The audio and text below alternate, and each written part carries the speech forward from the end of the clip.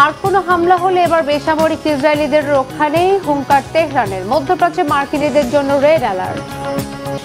America যেতে ইচ্ছুক বাংলাদেশিদের জন্য দুঃসংবাদ, বিপুল পরিমাণ আর্থিক জামানতের আওতায় আছেন কারা, এটি চালু হচ্ছে কবে? স্পেনে ব্যাপক অনুপ্রবেশের পেছনে মার্কিন চক্রান্তের সন্দেহ, জিব্রাল্টার প্রণালী আর ফিলিস্তিনে বর্বরতা কেন আলোচনায়? যুক্তরাষ্ট্র আর ইসরায়েলের যে কোনো আগ্রাসনের কঠিন জবাব দেওয়ার হুঁশিয়ারি দিয়েছেন ইরানের পররাষ্ট্রমন্ত্রী আব্বাস আরাকচি। শত্রুর আত্মায় কাঁপন ধরানো হুঙ্কার দিয়ে তিনি বলেছেন, কেউ ইরানে হামলার দুঃসাহস দেখালে জবাব দিতে গিয়ে এবার কোনো নিয়ম নীতির ধার ধারবে না তেহরান। ইসরায়েলের বেসামরিক এলাকাও থাকবে টার্গেটে। এমন অবস্থায় ইরানে হামলার সিদ্ধান্ত থেকে সরে যাওয়ার ঘোষণা দিয়েছেন মার্কিন প্রেসিডেন্ট ট্রাম্প। আবার তীব্র আগ্রহ দেখাচ্ছেন ইরানের সাথে শান্তি চুক্তির আলোচনায়, যদিও গত 5 মাসে এমন আশ্বাসে ভরসা রাখার নজির খুব একটা সুখকর নয়। আলোচনার আশ্বাসে নতুন প্রতারণার ফাঁদ আঁটছেন কি প্রেসিডেন্ট ট্রাম্প? কতটা প্রস্তুত ইরান? যুক্তরাষ্ট্রের আগ্রাসন ঠেকাতে আবারও পূর্ণমাত্রা যুদ্ধের প্রস্তুতি নিয়ে ট্রিগারে আঙুল রেখে অপেক্ষায় ইরান। টার্গেটের পরিধিও আগের থেকে অনেক বিস্তৃত। চরম হুঁশিয়ারি দিয়ে বলা হয়েছে, এবার শুধু মধ্যপ্রাচ্যের মার্কিন ঘাঁটি নয়, ইরানের মিসাইল ধ্বংসযোগ্য চালাবে ইসরায়েলের বেসামরিক স্থাপনাও। উপসাগরীয় অঞ্চলে নতুন করে উত্তেজনা আর যুদ্ধের ভবিষ্যৎ নিয়ে শনিবার তুরস্ক এবং পাকিস্তানের শীর্ষ কর্মকর্তাদের সাথে ফোনালাপ করেন ইরানের পররাষ্ট্রমন্ত্রী আব্বাস আরাকচি। শত্রুপক্ষকে দাঁত ভাঙা জবাব দেওয়ার হুঁশিয়ারি দেন ইরানের পররাষ্ট্রমন্ত্রী। বলেন, ইরানের মাটিতে কোনো হামলা হলে জবাব দেওয়া হবে সর্বোচ্চ শক্তি দিয়ে। যুক্তরাষ্ট্র দুঃসাহস দেখাতে গেলেই অবিলম্বে কঠিন জবাব দেবে ইসলামিক বিপ্লবী গার্ড বাহিনী IRGC। শত্রুকে ছিন্ন ভিন্ন করতে যুদ্ধের জোরদার প্রস্তুতি নিলেও মধ্যপ্রাচ্যে শান্তি প্রতিষ্ঠার আশা ছাড়েনি ইরান।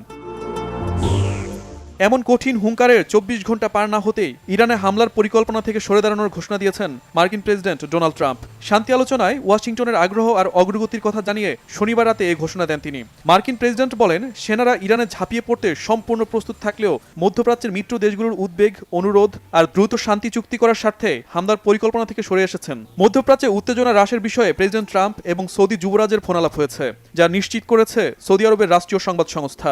এর আগে ইরানের হামলার পরিকল্পনা করেছিল যুক্তরাষ্ট্র আর ইসরায়েল। যুক্তরাষ্ট্রের দেখাদেখি ইসরায়েল ও ইরানের হামলা পরিকল্পনা থেকে সরে এসেছে বলে দাবি করেছেন মার্কিন প্রেসিডেন্ট।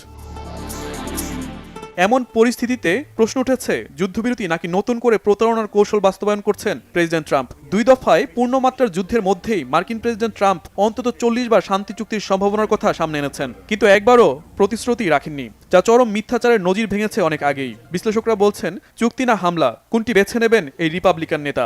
এই প্রশ্নে দোদুল্যমান এক অবস্থার মধ্য দিয়ে যাচ্ছে ট্রাম্প প্রশাসন। প্রেসিডেন্ট ট্রাম্পের ধারণা ছিল, হামলার ভয় দেখে ইরানকে চাপে রেখে পরমাণু, হরমুজ প্রণালী সহ অন্যান্য বিষয়ে দাবি দেওয়া আদায় করা খুব সহজ হবে। কিন্তু ইরানের অপ্রত্যাশিত বিরচিত প্রত্যাঘাতে চোখে সর্ষে ফুল দেখার দশা হয়েছে আমেরিকার। ইরানকে দমিয়ে রাখার সক্ষমতা যে যুক্তরাষ্ট্রের আর নেই, তা বিশ্ববাসীর কাছে খুব লজ্জাজনকভাবে খোলাসা হয়ে গেছে বলেই মত বিশ্লেষকদের।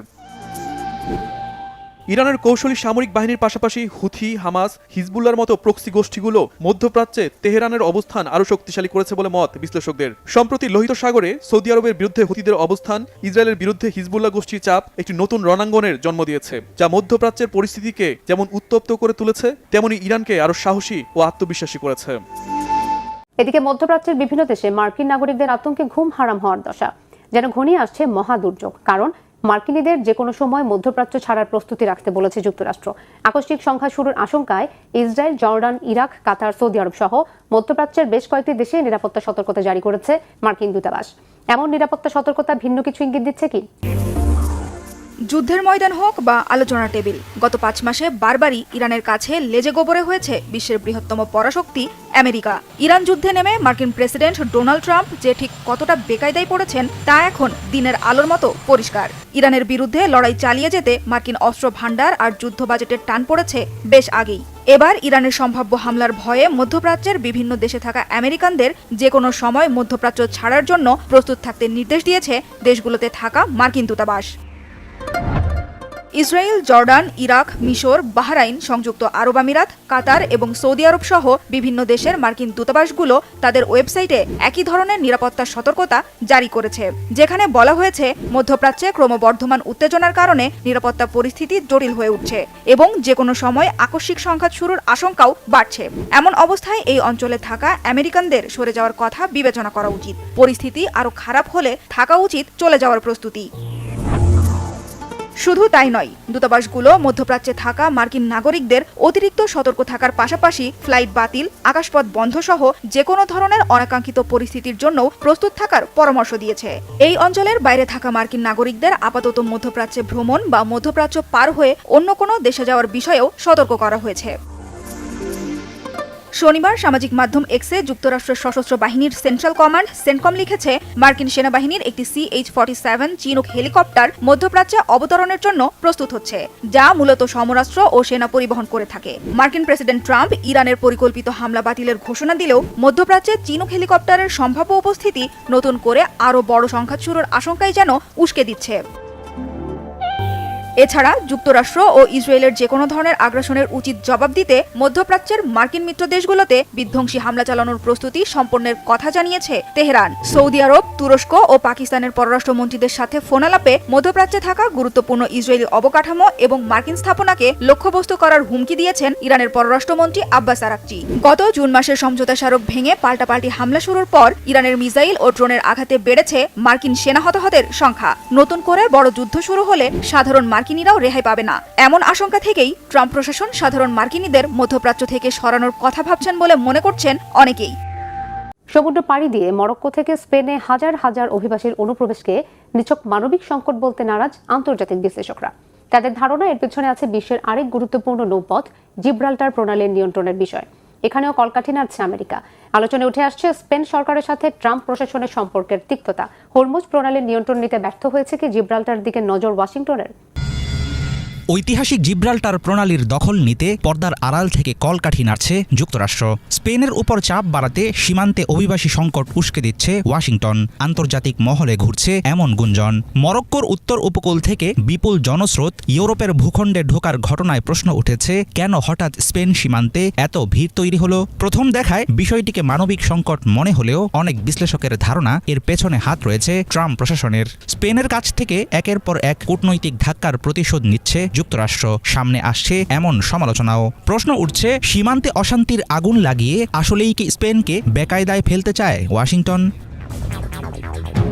আন্তর্জাতিক বিশ্লেষকদের একটি অংশের ধারণা, স্পেনের উপর রাজনৈতিক চাপ বাড়াতেই সীমান্তে উত্তেজনা তৈরি করা হচ্ছে, আর এর পেছনে হাত রয়েছে মার্কিন সরকারের। সাম্প্রতিক বছরগুলোতে ন্যাটোতে প্রতিরক্ষা ব্যয় বাড়ানোর মার্কিন দাবির বিরুদ্ধে স্পেনের প্রকাশ্যে আপত্তি, ইরান ইস্যুতে ওয়াশিংটনের বিরোধিতা করা এবং মার্কিন হামলায় সহযোগিতা দিতে অস্বীকৃতি জানানোর মতো বিভিন্ন কারণে ক্রমেই তিক্ত হয়ে ওঠে দুই দেশের সম্পর্ক।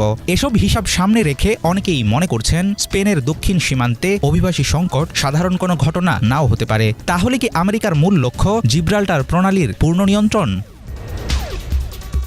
ইউরোপ ও আফ্রিকার মাঝখানে অবস্থিত সরু নৌপথ জিব্রাল্টার প্রণালী বিশ্বের আরেকটি অন্যতম গুরুত্বপূর্ণ জাহাজ চলাচলের রুট। আটলান্টিক মহাসাগর ও ভূমধ্য সাগরকে যুক্ত করা জিব্রাল্টার প্রণালী দিয়ে প্রতিদিন চলাচল করে অসংখ্য বাণিজ্যিক জাহাজ, জ্বালানিবাহী ট্যাঙ্কার এবং সামরিক নৌযান। হরমুজ প্রণালী ও বাব আল মানদেবে মার্কিন দখলদারিত্ব মোটেও কাজে আসছে না, ফলে এখন জিব্রাল্টার প্রণালীর দিকে চোখ যুক্তরাষ্ট্রের। কৌশলগতভাবে এমন একটি জলপথ দখলে থাকলে আন্তর্জাতিক বাণিজ্য ও সামরিক দিক থেকে লাভবান হবে আমেরিকা। সেক্ষেত্রে হরমুজ ও বাব আল মানদেবের মতো গুরুত্বপূর্ণ রুটে মার্কিন শক্তির চরম ব্যর্থতার কিছুটা হলেও ক্ষতিপূরণ হবে। স্পেনের সীমান্তবর্তী শহর সেউতা ও মেলিলাকে ঘিরে মরক্কোর দীর্ঘদিনের দাবি এবং মরক্কোর সঙ্গে যুক্তরাষ্ট্রের ঘনিষ্ঠ সম্পর্ককে একই সূত্রে দেখছেন অনেক পর্যবেক্ষক। তাদের মতে, স্পেন যদি সীমান্ত সংকট ও অভ্যন্তরীণ চাপে দুর্বল হয়, তাহলে জিব্রাল্টারকে নিয়ে ভবিষ্যতে আমেরিকার হিসাব নিকাশও বদলে যেতে পারে। তবে জিব্রাল্টার প্রণালী দখল নিতে যুক্তরাষ্ট্র চক্রান্ত চালিয়ে যাচ্ছে, এই দাবির পক্ষে এখনও পর্যন্ত কোনো নির্ভরযোগ্য প্রমাণ পাওয়া যায়নি। চলমান সংকট যুক্তরাষ্ট্র কিংবা কোনো বিদেশি শক্তির পরিকল্পিত পদক্ষেপ কিনা সেটাও নিশ্চিতভাবে বলার উপায় নেই। যুদ্ধ, দারিদ্র্য ও অনিশ্চয়তা থেকে বাঁচতে আফ্রিকা এবং মধ্যপ্রাচ্যের বহু মানুষ ইউরোপে পৌঁছাতে চাইছেন।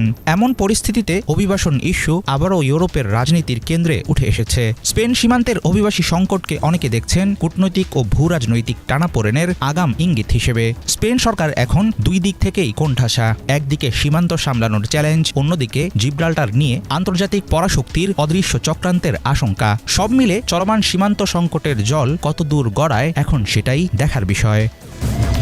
এদিকে স্পেনের স্বায়ত্তশাসিত অঞ্চল সেউতায় মরক্কো থেকে 50,000-এরও বেশি মানুষ অনুপ্রবেশ করা নিয়ে বিভিন্ন তত্ত্বের ভিড়ে ইসরায়েলের চক্রান্তের বিষয়টিও গুরুত্বের সাথে আমলে নিচ্ছেন বিশ্লেষকরা। বিশেষ করে ফিলিস্তিনের বর্বর আগ্রাসনের বিরুদ্ধে অনড় অবস্থান নেয় স্পেন সরকারের সাথে ইসরায়েলের টানাপোড়েন চরম আকার নেয়। আলোচিত অনুপ্রবেশের পেছনে তেল আবিবের হাত থাকার বিষয়টি প্রতিষ্ঠিত করতে সামাজিক মাধ্যমে ইসরায়েলের প্রধানমন্ত্রী বেনিয়ামিন নেতানিয়াহুর ছেলের পুরনো একটি পোস্টের দিকে নতুন করে আঙুল উঠতে শুরু করেছে। কি ছিল ওই পোস্টে? ফিলিস্তিনের পক্ষ নিয়ে কি কাল হলো স্পেনের? এ যেন এক নিমেষে বদলে যাওয়া কোনো হরর সিনেমার সেট। যেখানেই খাবারের সন্ধান মিলছে সেখানেই জম্বিদের মতো হুড়মুড়িয়ে ঢুকে পড়ছে মানুষ। মরক্কোর হাজার হাজার মানুষের প্রবেশের পর এখন এমন দৃশ্যই দেখা যাচ্ছে ইউরোপের দেশ স্পেনের ছিটমহল সেউতায়। গত 30 জুলাই মাত্র 24 ঘন্টায় সাঁতরে ও স্থলপথে প্রায় 60,000 মানুষ সেউতায় ঢুকে পড়েন। সেউতার মোট জনসংখ্যা মাত্র 84,000-এর কাছাকাছি। মাত্র একদিনের ব্যবধানে বিপুল সংখ্যক মানুষ ঢুকে পড়ায় শহরের পুরো প্রশাসনিক ব্যবস্থা ও আইন শৃঙ্খলা পরিস্থিতি ভেঙে পড়েছে। হাজার হাজার মানুষ হঠাৎ ঢুকে পড়ায় কোনো আশ্রয়কেন্দ্র বা সরকারি ব্যবস্থাই তাদের খাবার বা থাকার বন্দোবস্ত করতে পারছিল না। প্রচণ্ড গরমে অনাহার ও পানির অভাবে রাস্তায় অবস্থানরত মানুষের মধ্যে চরম বিভ্রান্তি ও অস্থিরতা তৈরি হয়। খাবার ও আশ্রয়ের খোঁজে অনেকে বন্ধ দোকানে জোর করে ঢোকার চেষ্টা করে। ফলে বড় ধরনের লুটপাট ও সহিংসতার আশঙ্কায় সেউতার স্থানীয় দোকানদাররা ব্যবসা প্রতিষ্ঠান বন্ধ করে দেন। রাস্তায় অনাহারে থাকা মানুষদের একাংশের মরিয়া আচরণে স্থানীয়দের মধ্যে চরম আতঙ্কের সৃষ্টি হয়। অনেকেই বাড়ি থেকে বের হওয়া বন্ধ করে দেন। যদিও স্পেনের স্বরাষ্ট্র মন্ত্রণালয় জানায় সেউতায় প্রবেশকারীদের মধ্যে 25,000 মানুষকে ইতোমধ্যে মরক্কোয় ফেরত পাঠানো হয়েছে। এই ঘটনার পর থেকেই নানা তত্ত্ব ও রাজনৈতিক বক্তব্য ছড়িয়ে পড়েছে। সম্প্রতি গাজা পরিস্থিতি নিয়ে ইসরায়েল ও স্প্যানিশ সরকারের মধ্যে চরম কূটনৈতিক টানাপোড়েন সৃষ্টি হয়। এর জের ধরেই অনেকেই দাবি করছেন যে স্পেনকে চাপে ফেলতেই পেছন থেকে মরক্কোকে উস্কে দিয়েছে ইসরায়েল ও যুক্তরাষ্ট্র। এই দাবির পেছনে সবচেয়ে বড় কারণ হিসাবে দেখানো হচ্ছে ইসরায়েলি প্রধানমন্ত্রী বেনিয়ামিন নেতানিয়াহুর ছেলে ইয়াইর নেতানিয়াহুর একটি পুরনো পোস্ট। সামাজিক মাধ্যমে ইসরায়েল বিরোধী বিভিন্ন অ্যাকাউন্ট থেকে ইয়াইর নেতানিয়াহুর একটি পোস্ট পুনরায় শেয়ার করা হচ্ছে, যেখানে ইয়াইর স্পেনকে উদ্দেশ্য করে বলেন, তোমরা যদি আমাদের সীমানা ও অভ্যন্তরীণ বিষয়ে না গলাও এবং সরকারের বিরোধী এনজিওকে টাকা দাও, তবে আমরাও তোমাদের বিতর্কিত অঞ্চল সেউতা ও মেলিলা নিয়ে একই কাজ করতে পারি। ইসরায়েলের দাবি, স্পেন সরকার ইসরায়েলের এমন কিছু এনজিওকে অর্থ দিয়ে আসছিল যারা ইসরায়েলি বাহিনীকে ফিলিস্তিন থেকে সরানোর জন্য কাজ করে। ইয়াইর ইঙ্গিত দিয়েছিলেন ইসরায়েলও স্পেনের এমন সব এনজিওকে টাকা দেওয়া শুরু করতে পারে যারা স্পেনের ছিটমহল সেউতা ও মেলিলা মরক্কোর কাছে ছেড়ে দেওয়ার দাবি তুলবে। এছাড়া স্পেনের চরম বামপন্থী অ্যাক্টিভিস্ট আনা আল কালদে এই সংকটের জন্য ইসরায়েলকে দায়ী করেছেন। গাজা অভিমুখে যাওয়া গ্লোবাল সামুদ ফ্লোটিলা অভিযানের অন্যতম এই সদস্য দাবি করেন, এটি স্প্যানিশ প্রধানমন্ত্রী পেদ্রো সানচেজের প্রগতিশীল সরকারকে ক্ষমতাচ্যুত করার একটি সুপরিকল্পিত ষড়যন্ত্র। তবে সংবাদ মাধ্যম জেরুজালেম পোস্টের এক প্রতিবেদনে এসব দাবিকে শুধুই ষড়যন্ত্র তত্ত্বের অংশ হিসাবে আখ্যা দেওয়া হয়। আধুনিক মরক্কো রাষ্ট্র জন্ম নেওয়ার শত শত বছর আগেই সেউতা ও মেলিলা স্প্যানিশদের দখলে রয়েছে। অন্যদিকে মরক্কোর অনেকের দাবি, ভৌগোলিক অখণ্ডতার বিচারে এটি তাদের ভূখণ্ডের অংশ। মরক্কো মাঝে মধ্যেই কূটনৈতিক চাপ তৈরি করতে সীমান্ত পাহারা শিথিল করে দেয়, যার ফলে হাজার হাজার অভিবাসী সীমান্ত অতিক্রমের চেষ্টা করে। যদিও আন্তর্জাতিক আইনের চোখে এটিকে স্পেনের সীমানা লঙ্ঘন হিসেবেই বিবেচনা করা হয়। রাশিয়ার রাজধানী মস্কোর একটি ক্যাফেতে আত্মঘাতী বোমা বিস্ফোরণে অন্তত 3 জন নিহত হয়েছে, আহত হয়েছে 21 জন। স্থানীয় সময় শনিবার রাত 8টায় কুন্ডিনস্কায়া স্কয়ারের কাছে একটি ইতালিয়ান ক্যাফেতে এই বিস্ফোরণ হয়। রাশিয়ার জাতীয় সন্ত্রাস বিরোধী কমিটি জানিয়েছে, ক্যাফেটিতে একটি পারিবারিক অনুষ্ঠান চলছিল। এ সময় এক নারী হাতে তৈরি বোমা নিয়ে ক্যাফের ভেতরে ঢোকার চেষ্টা চালায়। একজন নিরাপত্তা কর্মী তাকে বাধা দিলে সেখানে বোমার বিস্ফোরণ ঘটায় ওই নারী। এতে হামলাকারী নারী ছাড়াও বাধা দেওয়া নিরাপত্তা কর্মী এবং একজন অতিথি নিহত হন। প্রত্যক্ষদর্শীরা জানিয়েছেন, বিস্ফোরণের পর রক্তাক্ত অনেক মানুষকে ঘটনাস্থল থেকে বের করে আনা হয়। আহতদের মধ্যে বেশ কয়েকজনের অবস্থা আশঙ্কাজনক।